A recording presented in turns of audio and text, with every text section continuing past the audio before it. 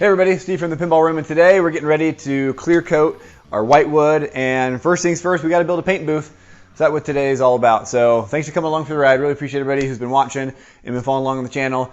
Apologize for being a little bit intermittent on my schedule. I'm trying to work things around work and personal life and everything else, like all of us, right? We're all busy. So anyway, doing my best to keep things moving. We got to get things ready for October for Chicago Expo. We got a lot to do. I was mapping it out, and it's like, okay, if I don't skip a single weekend with my schedule working, I might have it ready in time. Like, man, there's so much more left to do. I'm really nervous about all the programming for game modes, but today's all about paint booths. So why a paint booth? Well, because we're going to be spraying clear coat, and we're doing the two-pack, two-part automotive clear. And I'm using this one that's in a can versus going through and getting the whole setup with an air compressor and a high-volume, low-pressure gun, as is recommended, because I've heard people have had really good results with this. I'm going to give this a try first and see how that works out. If for some reason I can't really get it a good even coat and it sucks, maybe I'll try a gun. I've got a paint gun I used, as you saw, like for my cabinet and other things. So I'm comfortable with paint guns, but anyways, we're going to try this one first. And why we need a paint booth for this stuff? Because it's very, very toxic and very, very unhealthy for you. Whoever you might see out there doing videos of doing a clear coat with just like a simple dust mask or a simple little painter's mask and not worrying about anything else, they're crazy, and I value my life more than that. So we're going to go through and build up a paint booth. And the paint booth isn't so much for my health, right? The paint booth is more for the health of my garage and my pinball machines and everything else around. This stuff will literally go everywhere, and you'll get a small surface of clear coat on your cars and everywhere else where you don't want it, and that's not going to come off. So we're going to contain it inside a sealed paint booth. I've got some PVC over here, some 10-foot, 3/4 inch PVC pipe. We're going to cut that down in half, and we're going to do a 5-foot square. I think that's going to be large enough, I'm hoping. Booth will probably be about 8 foot tall, and let's go through materials. So we've got the PVC I talked about. We've got plastic drop cloths. These are 9 foot by 12 feet, so they'll be tall enough to go down the sides and have a little bit of overlap. I'll probably do about 8 feet tall, as I say, right? And then it should be enough to wrap around about halfway, a little bit more, and then we'll do 2 of those. We should have plenty of overlap. We got to go through and tape all that up with some good tape. I'm using the 3M poly and tarp tape. It works really well on plastic, so it should give me a really strong hold to tape up the seams. And what else? We've got a bunch of 3/4 inch elbows that we'll use for building up the frame. 5 foot on each side is short enough. I'm not worrying about any cross supports or anything else. It should be just fine. Really, my only concern is whether that will be big enough. It might be a little bit tight. It should be enough. We got, about a 4-foot Playfield, right? 45, 46 inches. And so we'll kind of put that on one side. That's about 20 inches. I need about 20 inches. I'm hoping that'll be enough room for me to kind of, maneuver around and hit the whole playfield. If not, then we'll get some more PVC and we'll extend it a little bit and we'll make it longer and we'll stretch it out and we'll do that. But I'm hoping, I'm going to do one frame, kind of map it out or put it down the ground, and I'm going to see just how tight that feels. Anyway, what else we got? We got protective gear, right? Oh, first thing first, we got a tarp zipper. So down one side of that plastic, I'm going to cut and put in this the zipper so I can easily get in and out. I've also got some protective clothing. We've got little booties, and we've got the whole little bunny suit so I can keep it off of my clothes and my person. We've got a new mask. Again, you need a good mask. I went for a full face mask. There's lots of different types of masks you can get. Some people just do one that's just kind of like, around your mouth, and then they'll do separate goggles. Some people, I've seen ones where there's like a whole hood, like almost like a full chem suit, right? It goes all the way over you and can pipe air in. I'm doing one kind of in between. It's a full face mask. I'm hoping it'll seal around my face. I'm hoping it'll seal well enough around my beard. If not, my wife's gonna be really upset because I'll then have to maybe shave my beard, because you need to make sure you have a good seal. I mean, the whole point of this, right, is you're breathing through through these special filters. And I even went through and got a set of ones that are rated for the chemicals we're doing, the isocyanates. And again, it's got to be sealed because you want to make sure the air is only going through your filter. If you smell anything, I've heard that isocyanate or 2-part clear is like odorless, but they add a little bit of stink to it to make sure you can tell, because if you're smelling it, you need to stop whatever you're doing and reevaluate what your setup is, because you should not be able to smell it because it is very bad for your lungs, any of your soft tissue, your eyes, even on your hands. You got to wash it off right away. Like, you do not want it really anywhere. It's not super great for the environment either, and so we're going to use filters and a box fan. That'll be your ventilation to get it out and hopefully minimize and trap as much as we can inside the booth and a filter. Anyways, it's kind of tricky stuff as far as health and safety. The process for going through and spraying it down, we'll talk about that more. And thank you again. And MRM Bricks for reminding me of Vid 1900's Ultimate Playfield Restoration Guide over on Pinside. Vid, man, we owe you so much, this community. You have been such a wealth of knowledge. You've given so much to us. I had this thing bookmarked from like 6 or 8 years ago. I remember reading through it back when I was doing other Playfield touch-ups and stuff, and I'd never have done a full clear though, and I was like, oh, when it's time, I'll go back to that. And as you saw through my other video about the whitewood and the inserts, I kind of forgotten all about that and was off just asking around. I got really good advice, but I'm glad he pointed that out, because going back through and reading back through all that, Vid just has such a great way of explaining things and talking about the other options and why they're not good and why you should stick with this option he's recommending and the things he's learned. Anyway, it's down. A link to it is in the description of my video down below. Go have it, give it a read. There's one other gentleman in the community who went through and like, because like it's in a big forum thread, right? So there's like 100 pages or more, 200 pages worth of stuff you could read through, and his nuggets are kind of buried through all that. So another person went through and extracted all of his posts and just put them in like a PDF. He's got it on Dropbox. You can go through and read that and read exactly just Vid's comments.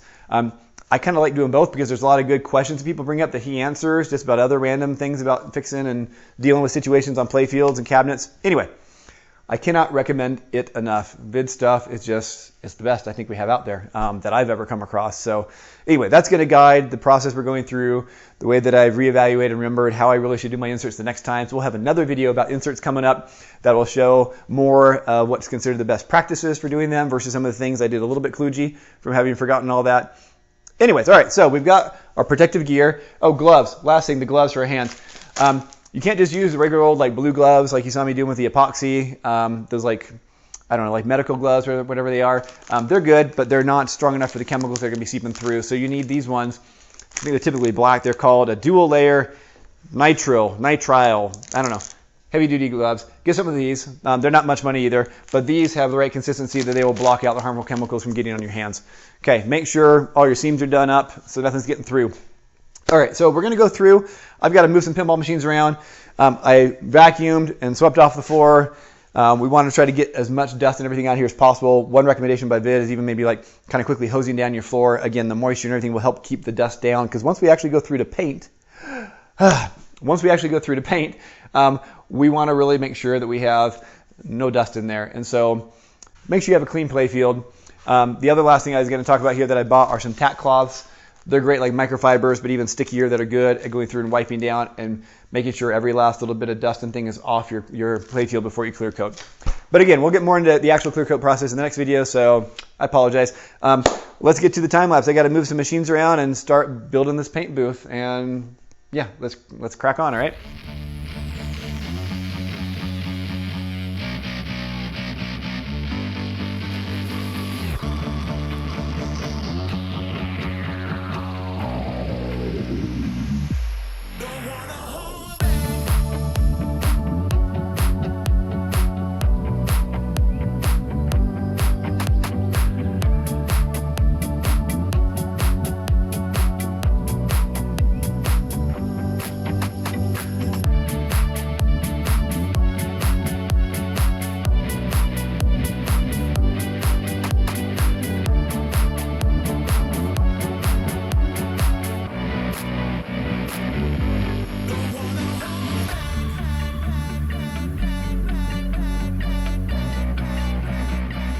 All right, this is the size of my playfield.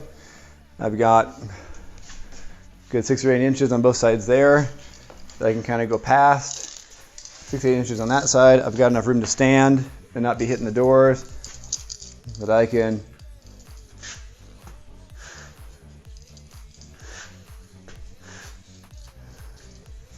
definitely going to be spraying on me, but that's why we're going to have the bunny suit.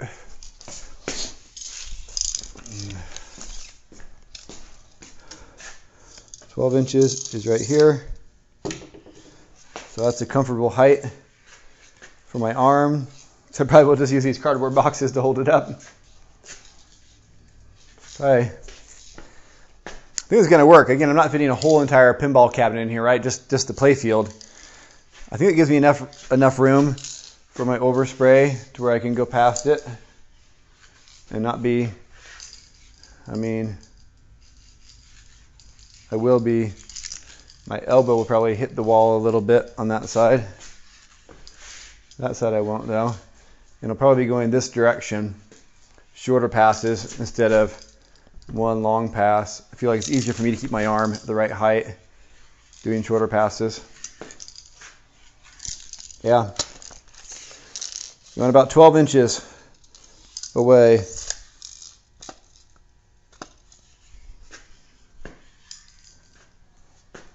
To squat down maybe just a little bit to make sure I can keep that. Anyway, yeah. I think it's going to work. I think it'll work. I think that's the right size. All right, so that's our base, really simple. We're going to make another one of those for the roof, and then we'll cut the legs, I guess, the walls, right? The poles.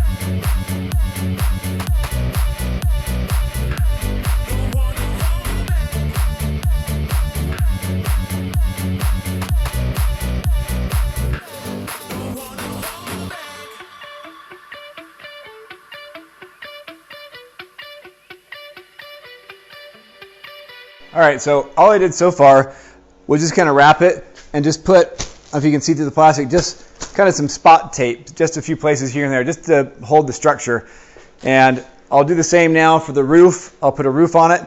And then once we have that, everything's kind of roughly in place, then we'll go back through and actually like tape up the seams fully so everything is nice and sealed. All right, just that's the approach I'm taking. I like to just kind of like get it roughly in place, and then we'll come back through and do all the final sealing.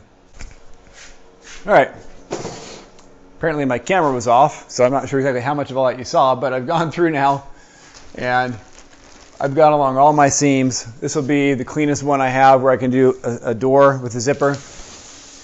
Not all of it is quite as clean as I would hope, because I didn't bother cutting the extra plastic off, right? And so I've had a lot that kind of folded over and overhung, so I had to go through and, you know, tape along all those seams as well. So the overlaps, this is the best one. I had a lot of overlap on this side for the roof. So, and this was just a piece of tape I was tearing off, and I tore it. It stuck to the plastic, so I had to just put it on because I can't take it off. It'll just rip the plastic, right? So, anyways, so yeah. All we have left to do now, it's all sealed on the outside. So now I've got to go through, I've got to put the zipper in, and this is pretty slick. This has adhesive, and so you peel off the adhesive and you stick it on very carefully so it's straight, whichever side you want to be, top or bottom, I guess, right? And then you unzip it, and then you just take your razor blade and slice down, you know, the path of plastic you see, and then you'll be able to open it. So that's just going to be tight enough for me to maybe kind of squeeze through. Yeah. I might have to kind of tip it over. Anyway, this is not the most like portable, amazing. It's very cheap, a DIY. It'll work, it'll be effective, but as far as easily getting in and out and getting my Playfield in and out, and the box is going to stand on, we'll see. Yeah, we'll see. I almost wonder if I need like like 2 zippers, one across the bottom and one to come down, so I can really get flaps to open up, right? So we'll see. I might need to do that. But anyways, this will be the zipper down for our door. We'll be able to step in. And once I get inside, I'll do some more taping along some seams on the inside also, just to, especially across the bottom, just to kind of clean it up and make sure all that's sealed down good. Anyway, so yeah, that's what we'll do next.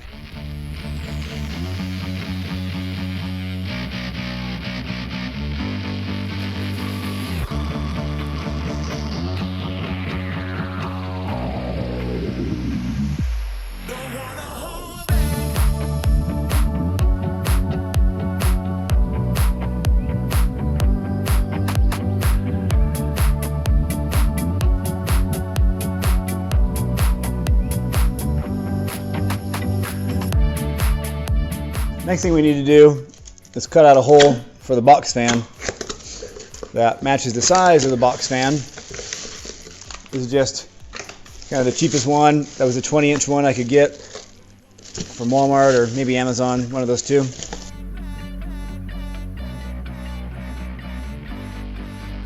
And then we've got to cut a hole, and then we've got to seal all around that. I'm going to cut a hole in the plastic that's not as big as the fan.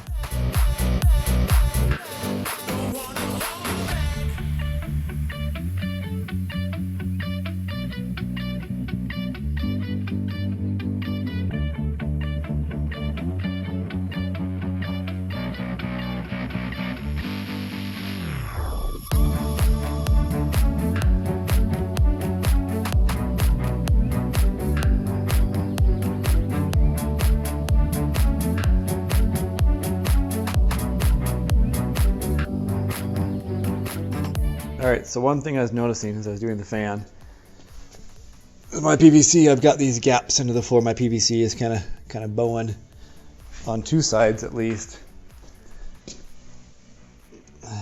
So that's not good, because clear is just going to spray right out of that and get all over everything outside.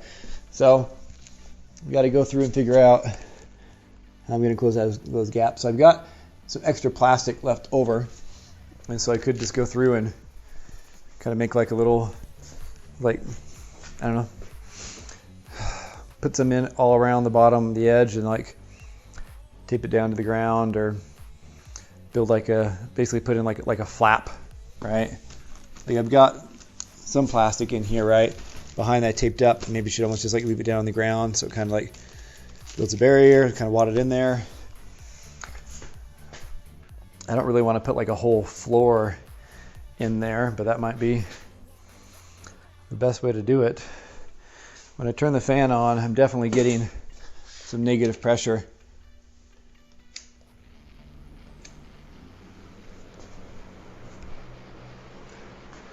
See, the walls are getting sucked in pretty good. I'll need to figure that out and come back with a plan. All right, so I kind of rearranged a little bit in here. I moved my machines back here. And this up front, my wife, Smart Cookie, reminded me that kind of the original goal was for our house, if I have like my man door over here that's open in my garage, and the garage door itself open a little bit to help make sure the air is going out from my exhaust fan, the wind always going to come through this direction. So I should have this close to the exit, so it's not just, you know, blowing back inside the garage or anything. Anyway, so I've moved it and kind of rotated it. Now you can only really kind of see one side. Let me walk you around.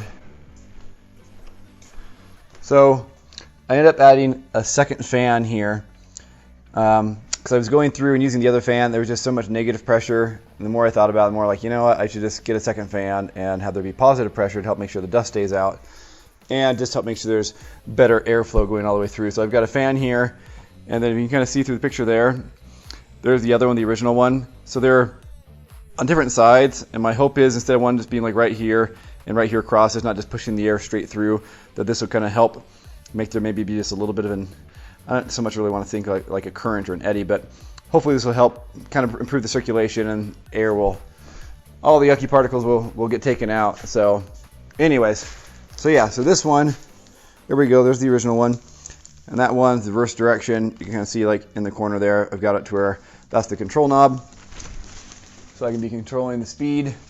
Same fan, fairly cheap off Amazon. There we go, and they're all connected into power over here. So let's take a look and see.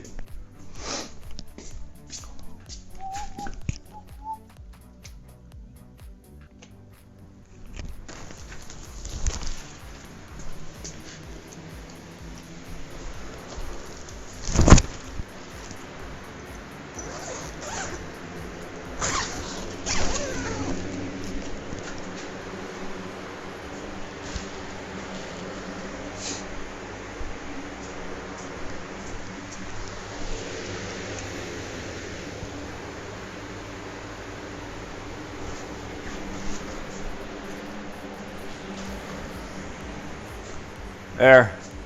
So right now I've got on low speed. The one bringing air in is on speed 2. There's a 3-speed span, so that's on speed 2.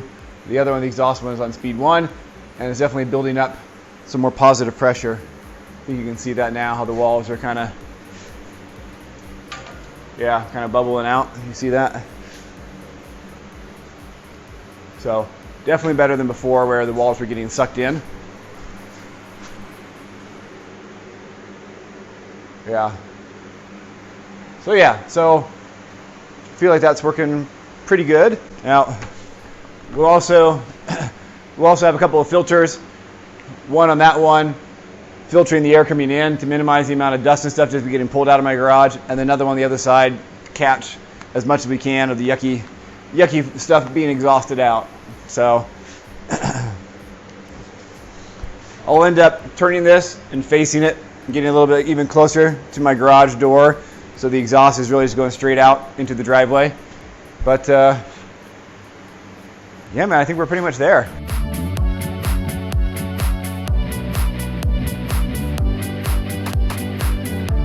I think I'm going to raise my playfield a little bit higher to make sure it's kind of above that immediate airflow. I don't want the fan coming in and blowing like right on the playfield, so as I'm spraying, it's blowing it all right back. So I raised it up so it's above those fans. So I think that's going to be better also. Yeah, I still am going to go through and get some drop cloths and cover my machines just in case, because I don't want to ruin them. So not too much else here in the garage I really care that much about. I mean, I don't want to. This should keep it where we're not getting a film really anywhere, but I don't know, just in case anything leaks out around the bottom or whatever, I'll put ground cloths around this side here to block all this. And I think we should be good. I think that's pretty much gonna give us what we need. All right, so really cheap and simple. My one main regret with this paint box is it's not as reusable as I would really ideally like. I mean, it was cheap. It cost me less than $100. I mean, the PVC was like, I don't know. I gotta get up my receipts. But my whole trip to Home Depot with getting the duct tape and all the plastic and my gloves and my protective gear and everything else was like $80 or whatever, you know. So it's, you know, supplies and all this to do everything, including your mask. The mask was a separate like $40, and I tested it so close to sealing around my beard. I'm probably just gonna have to like trim up underneath so it can seal down here. That's where the air was still coming in. But anyways, my wife's not too happy about that. Just getting my beard where I really wanted it. Anyway, so it's not that much money, so it's nice and cheap. But like the reusability, this is not a permanent paint booth area for me. I've eventually got to get these machines, some of these machines back out on route and get my truck pulled back into the garage. I need to use this space. So, but for now, this is it. I'm gonna have to stay up for a few weeks because I'm gonna go through and take this an old white wood, it's kind of a throwaway one, and practice doing a spray on that. Just make sure I feel like I can get the flow out of the can the way I want. Once I feel like that's working good, I'll pull that one out. I'll get my white wood with my actual inserts. We'll throw that in there and we'll do a coat, and we'll talk about the multiple coats, right, in the next video. And then that's going to need to cure and all that. And then, I mean, once I get my final artwork and everything else, that's going to be, you know, probably a couple months still until I have all final artwork ready to go and printed. And then we'll come through and do the final playfield, and we'll need to use this again. And so it's like all the PVC can like disassemble, but like I had to tape the crap out of this, all the seams up for the plastic. So I'm not sure if I'll be able to cut the fans loose, obviously, and reuse those, no problem. Every time you're going to do it, we'll be using different filters, right? Clean filters. But I don't know if I'm just going to kind of like cut out the plastic so then I can disassemble the frame and store it. And then 2 months from now, I'll get some more plastic, another 3 rolls of plastic, and and redo it. The zippers are kind of expensive. The zippers were like 12 bucks just for the zipper. I ended up using 2, so I had the bottom one. That's the only heartache for having to like redo that. The plastic sheets itself are, I don't know, 8 bucks a bundle for like all 3. That's not crazy. Anyways, there you go. That's kind of the pros and cons. It's super cheap to set up, but it's kind of really like you got to use it until you're done with it. And once you're done with it, if you want to like store it for 6 months and bring it back out, the only thing I can think of is tear down all the plastic, take the PVC apart, and then get new plastic. We need to build it up again, which is not like horribly expensive, but it's not the most ideal, right? Like permanent reusable solution. But how often are we really going to be clear coating playfields and needing to use this? I mean, ideally, this is project number 1 out of many pinball projects. So, but we got to get this one finished. Maybe next time around we'll have a shed built on the side of my house. We'll have a more permanent space. I don't know. One day, right? After I save up money for a CNC machine. This economy, that's going to be a while. Anyways, all right, well, there you go. I hope that was helpful and give you an idea of how I went. Anyway, there you go. Hope that was helpful. Give you an idea of one approach to a paint booth.